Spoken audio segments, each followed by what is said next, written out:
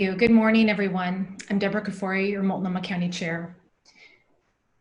As you know, late Tuesday night, portions of the first floor of the Multnomah building on the corner of Southeast Grand and Hawthorne were vandalized and set on fire. The Multnomah building is the headquarters for Multnomah County, our state's largest safety net provider. It's a place where people in our community come to get married, come to get their passports, and come to celebrate their cultural traditions. We understand that the demonstration that took place in front of the Multnomah building was largely peaceful until some of those who were part of the demonstration broke windows and set a fire in the Office of Community Involvement, a space dedicated to engaging community members who have been marginalized by the traditional political process.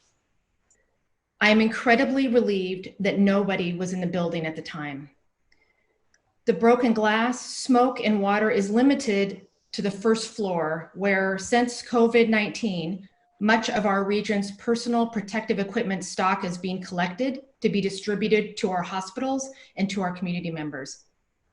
If the fire had spread, or if that life-protecting equipment had been damaged by smoke and water, then healthcare workers, patients, and seniors would have paid the price for these actions last night. We are continuing to assess the damage and working to make sure any and all staff who have to enter the building can do so safely. The Multnomah building is the third county building that has been damaged over the last several months of demonstrations. Both the Multnomah County Justice Center and the Central County Courthouse have incurred damage to a total of more than $1.3 million.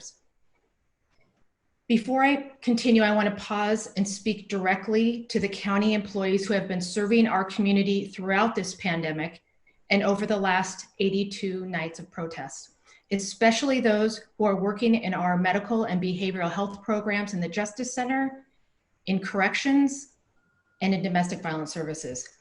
Your jobs are hard on the best of days, but the events of the last few months have made them even more challenging. And yet you come to work, you show up every day, bringing your dedication, your compassion, and your resilience to serve those in our community who are in crisis.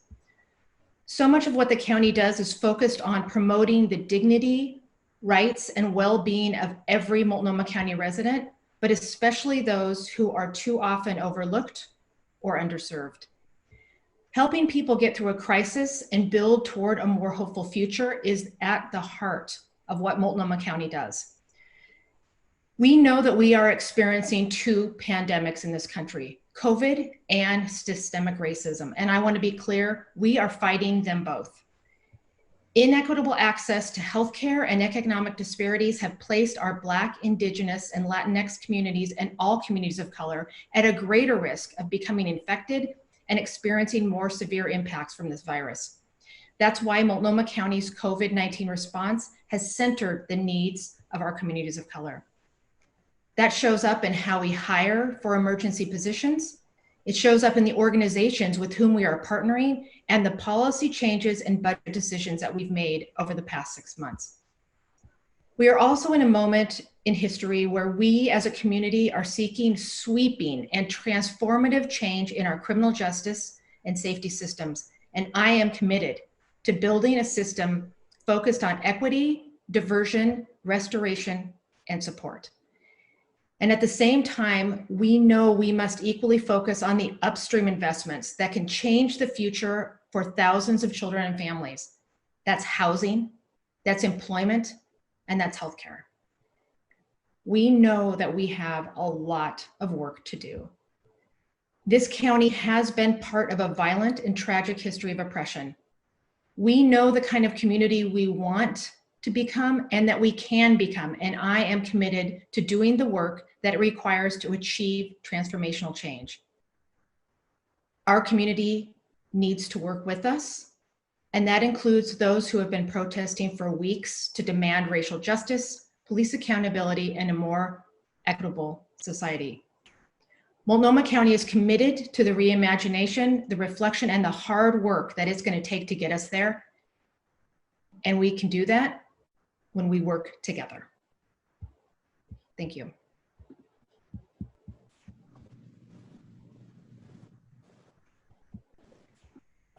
Reese.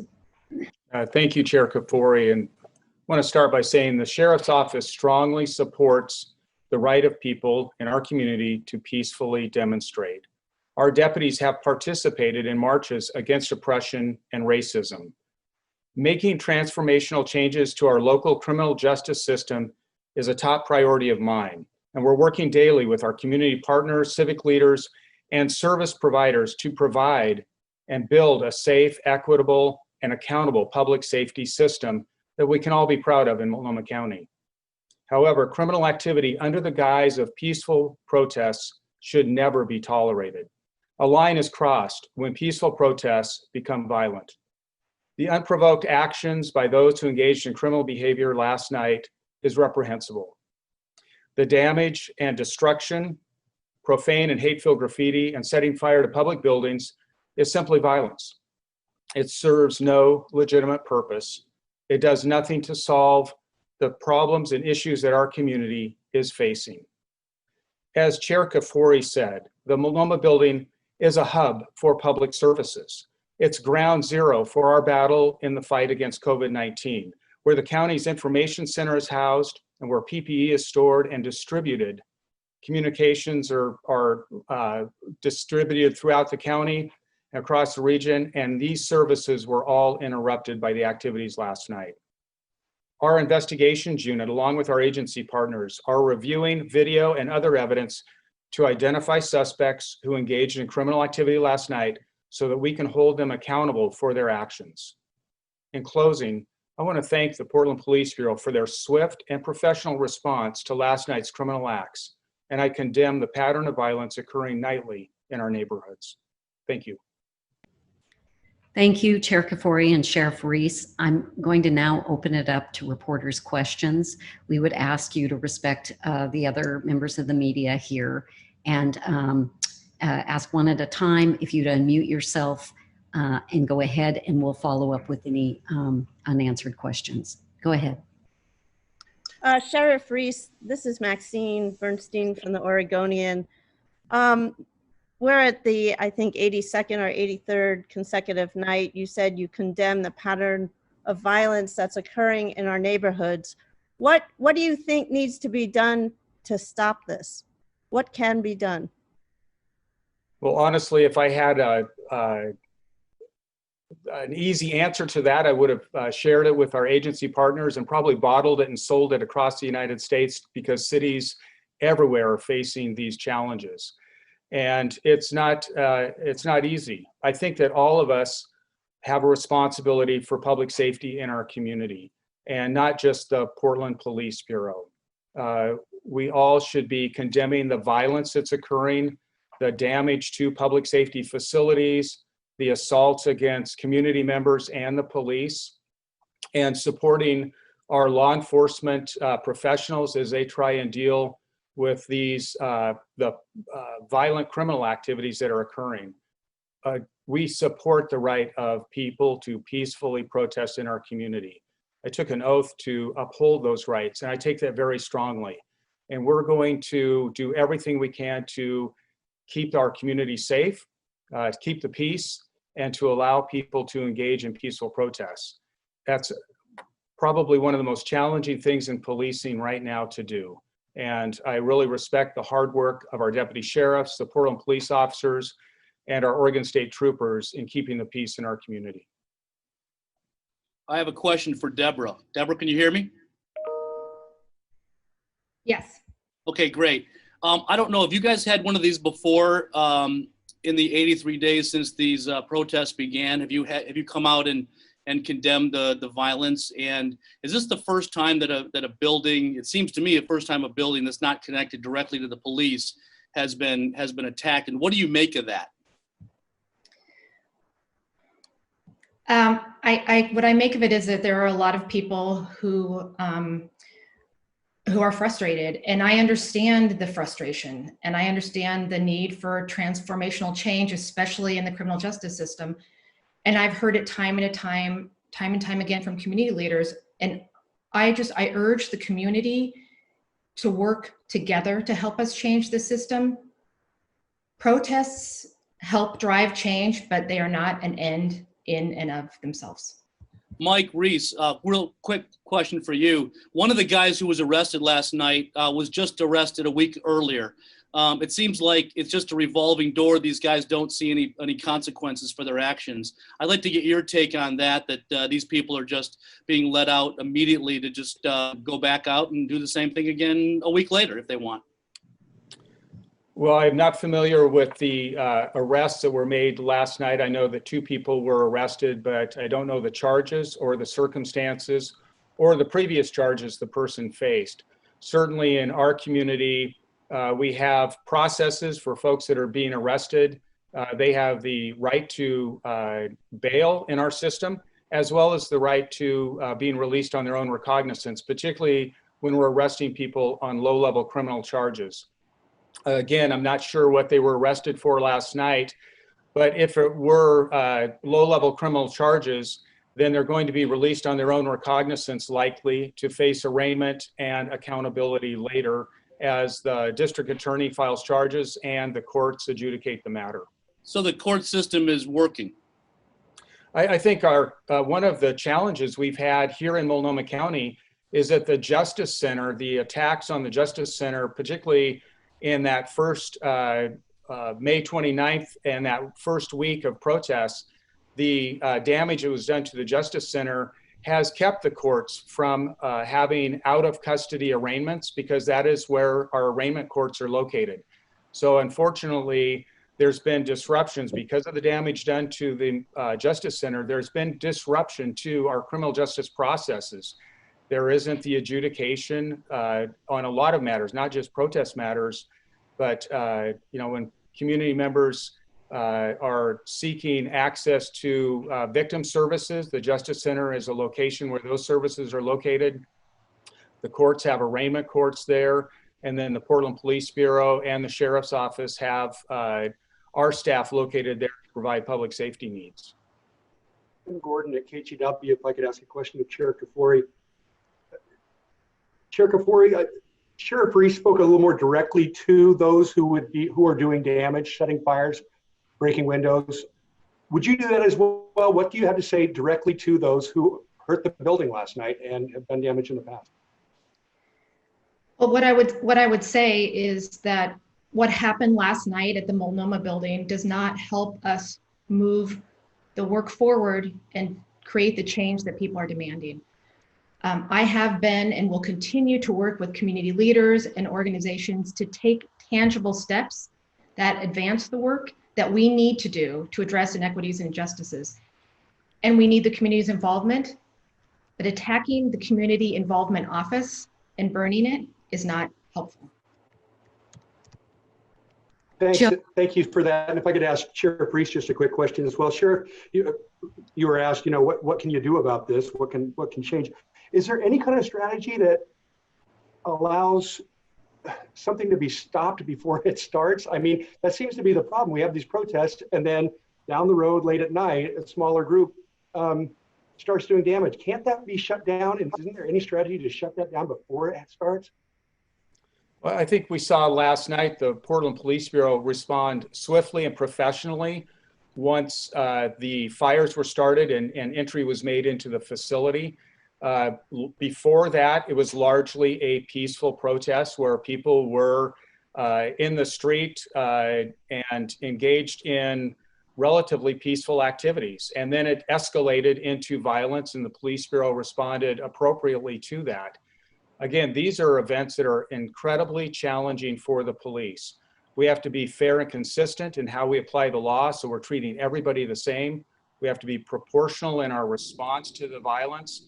We have to manage the few people who are engaged in violent activity when there may be a larger crowd that is present and not engaged in violence and maybe largely peacefully protesting. So again, I really commend the Portland Police Bureau, our deputy sheriffs, and the Oregon State Troopers for their good work in trying to manage really complex situations.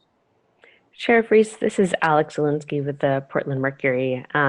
Just kind of going off of what you just mentioned, and before you thanked Portland Police for having a swift and professional response to last night. Some videos taken from last night's protest showed officers beating protesters with batons, but not arresting them for being in the streets. Obviously, it's hard to see the whole picture through these clips, especially if we're not on the ground. But I'm curious if these responses are to setting a fire and to breaking into the building were appropriate in your mind. Well, certainly we're seeing from people in that protest crowd violent behavior directed not just at facilities, but at community members and at the police. You've got people that are armed with rocks, balloons filled with paint. I've had, with our deputy sheriffs at the Justice Center, rocks and glass bottles thrown at us, ball bearings shot at us. The violence directed towards our law enforcement professionals is simply reprehensible. And there's accountability systems in place. If people have concerns about how the Portland Police Bureau responded, there are certainly strong accountability systems in place to deal with that.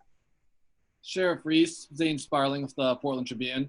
I understand the recent Multnomah County budget included some cuts to your office. There were cuts to the booking department, corrections lieutenant, school resource officer, shutting down another jail dorm. You mentioned that people in this county are often let out on recognizance, and of course the number of jail beds has a huge impact on that. So I was wondering, do you think that those cuts have made your job harder? I think there may be a misperception in the community that jail beds and release back into the community are tied together. The release of people back into our community is set by the presiding judge's order, and that guides the decision-making that happens with our Department of Community Justice staff located in the jail. They're looking at the charges that a person's coming in on, and they use a scoring tool to decide whether or not that person, based on past behavior and their risk to the community and their risk of not appearing, should they be released back in under that PJO order. So that's what's guiding release decisions in our community. And then once a person makes it to arraignment, so if they stay in custody, then they're arraigned before a judge who again has an opportunity to take an independent look at each person and decide whether or not they should be released and how they should be released.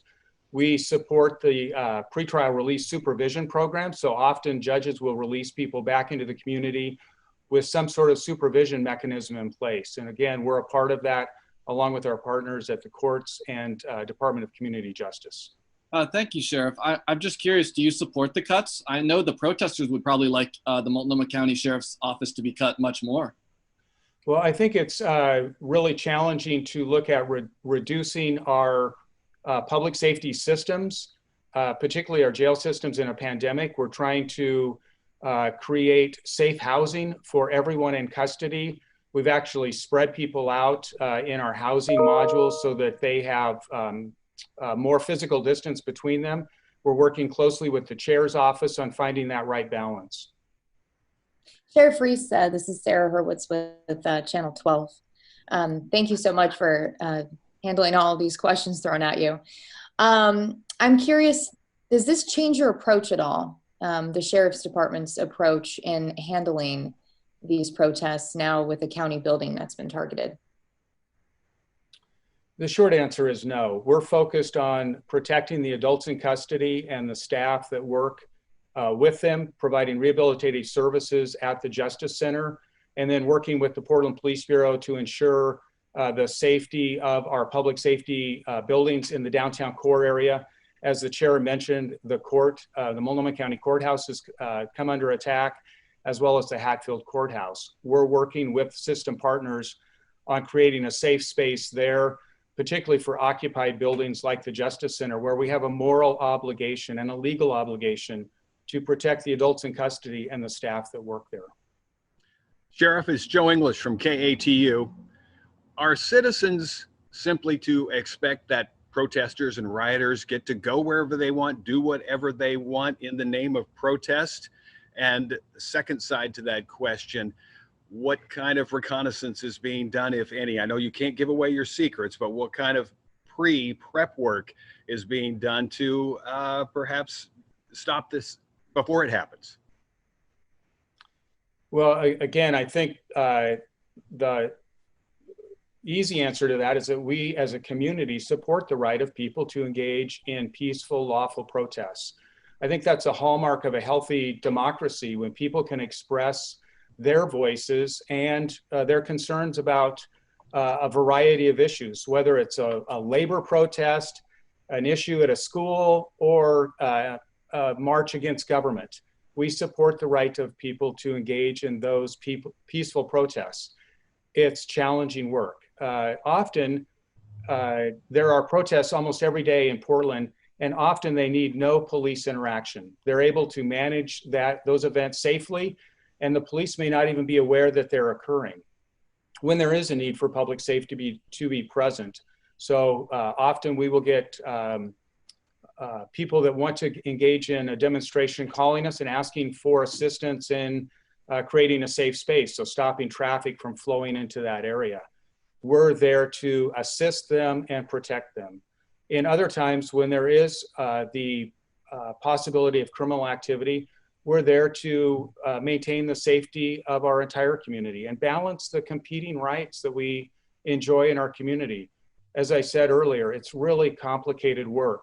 We support the right of people to peacefully protest, but there's also other rights that people have in our community. The right to use our public transportation systems and get safely from one place to another.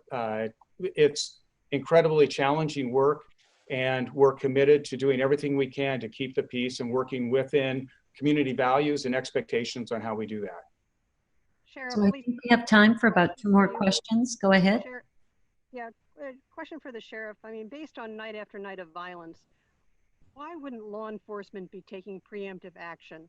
In other words, to station officers around the building last night to prevent what was likely going to happen at some point?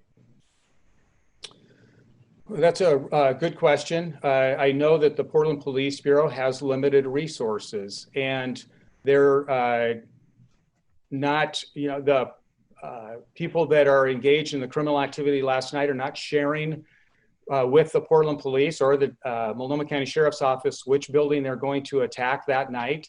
Often we are assuming that they're headed to a certain building based on the location that they're gathering in, but that's not always the case. And so the Police Bureau is trying to use their limited resources effectively.